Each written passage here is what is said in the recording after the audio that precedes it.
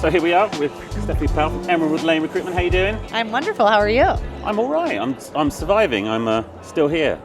My hair looks rubbish. Put the hat back on. That's great. Cool. Okay. So you're here in Vegas, but you're from Canada, so you've got a perspective on the Canadian market, but you are nomadic by nature.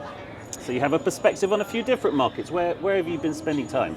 Yes, well, it's so good to see you on this side of the pond. Most of our time has been on the other side this last year. But yeah, I'm originally from Toronto, but 10 years ago I decided I wanted to be a digital nomad. So started to understand what could a different sort of home-based life look like, and adventures took me all over the world, and found myself in California in 2016, 2017, and so always kind of had that model. And so now I'm based between Toronto, Europe. There's a lot happening in the market, and also spending some time here in the US. Lots happening in this market, and then in South America. So lots of movement, getting to know people, and this is my 13th global conference this year. Jeez. This is the final.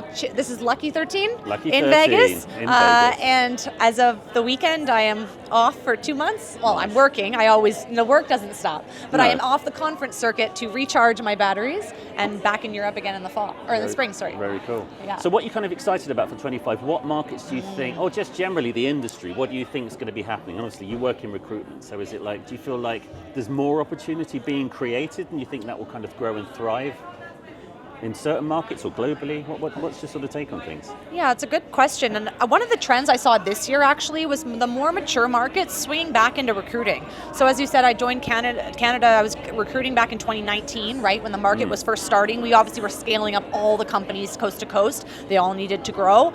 California, the markets were all being built, 15, 16, 17. And this year alone, I've gone back into those markets, and I'm getting more and more calls from Canada. I'm getting more and more calls from California. So I think there's this sort of swing back from the more mature markets where the companies that have held on, they're trying to really find strategic players, and that's where we come in because we find very technical or very specific talent, and that mature market return. So it is very sort of targeted. What kind of positions are they typically recruiting for some of these bigger firms, I guess? In Canada, I'm seeing a swing for people who are moving into the GMP and the global supply chain. So they're bringing in specialists who can help them. So whether that's a quality assurance person who really knows the GMP supply chain, or again, they're looking for someone who might be able to do procurement, global sales. So it's really expanding the markets there. We're also doing a lot of regional roles as well, like local roles for companies that are either acquiring new facilities or taking over another one. So there is sort of this reemergence there. And then when we're in the European markets, again, we're doing a lot of the technical roles that are helping start and seed kind of a lot of these companies. So see, because do you feel like, is it kind of more the sort of cultivation side that's sort of thriving in Europe? That's the kind of impression I get a little bit. Do you think that's accurate, or do you feel like it's just kind of a broader, or, is there a difference across the pond, I guess? Yeah, I think with the lack of product diversity in the European market, we're obviously not going to see a lot of the manufacturers and the processors that we see over here, right? So you're not going to see that advanced level of sort of the manufacturing. But in Europe, absolutely, like a lot of the roles we're doing are growers. Also because like we're bringing people all over the world, right? I did a grower this year that we took out of like Australia, New Zealand, who was from US and now works in Europe. We had someone I brought from from Asia who came from North America, who's now in Europe. So we're moving people all over. And so that grow talent, that person who really is the one who unlocks the door.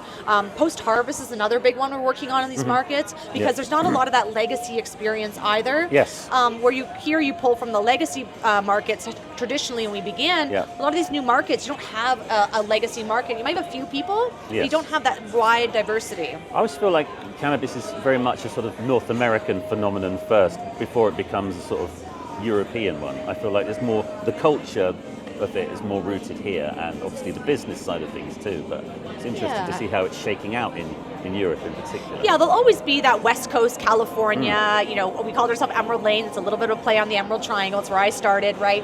The West Coast, BC Bud in Canada, it's infamous. But then it's interesting because going last year to Cannabis, going to Mary Jane, getting more connected to those legacy roots. There's a huge legacy market, and so it's just a different model, right? You have Amsterdam is also one of the homes of cannabis, and so there's these pockets. But I think in terms of the legal markets, Canada started medical in the mid 2010s, like 2014, I think was when we went medical. The U.S. market, California, was even earlier. Colorado, even earlier than that, right? So you have these markets where there was more time to kind of like be ahead, but it doesn't mean that these new markets coming in don't have a chance at really doing something different and special. That's very true. Yeah. Very true. So what's the sort of big? Is there, if there was one sort of thing you're looking forward to next year in terms of the industry, what's the big kind of what's your take on it? Yeah, well, I think it'll be another roller coaster year. I said that today. I said all of us we're hoping another for the first year we could coast, but I think it's going to be another roller coaster. We had some transition with the German government. Everyone's kind of wait and see. We have some transition, obviously, in the U.S. government. It's all wait and see. But that could also go into a flip and go into an open market, right? So we don't know what's going to happen. So I think there's a lot of uncertainty. But I think what we do know for sure is people are coming together. The good people are taking care of the good people. A lot of partnerships, a lot of niche, a lot of focus, and I really like that. I think companies are staying smaller and leaner and more intentional in what they're doing.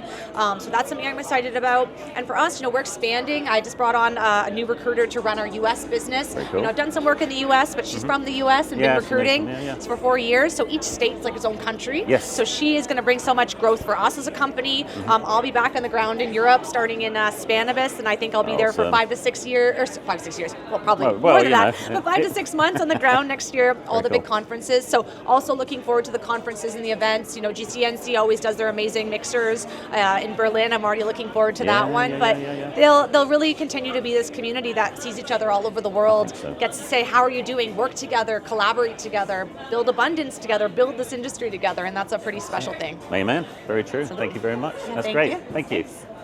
Cool. Alrighty. That's brilliant.